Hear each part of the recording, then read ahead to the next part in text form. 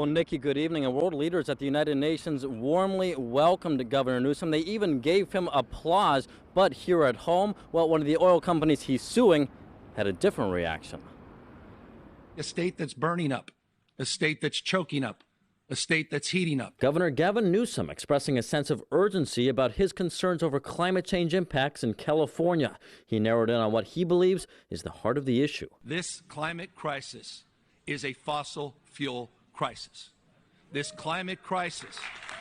The governor sharing his message here at the United Nations during its Climate Ambition Summit in New York. And right off the top, he slammed oil companies he says have not been honest. Their deceit and denial going back decades has created the conditions that persist here today. It all comes just days after the governor announced this California lawsuit against some of the largest oil and gas companies in the world, arguing they deceived the public about their fossil fuel risks and environmental impacts. It's the burning of oil, it's the burning of gas, it's the burning of coal, and we need to call that out.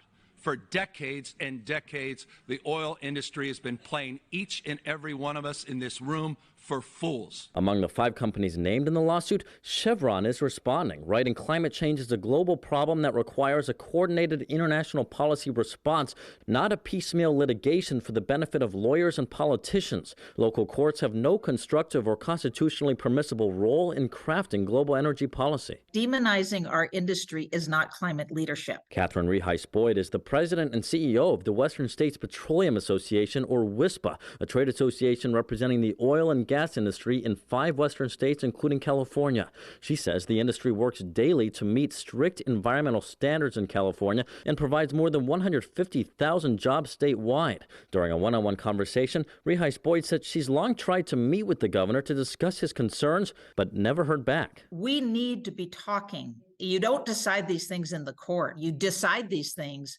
by sitting down and figuring out where you are and where you need to go and how you get there. If you don't start there, where do you start?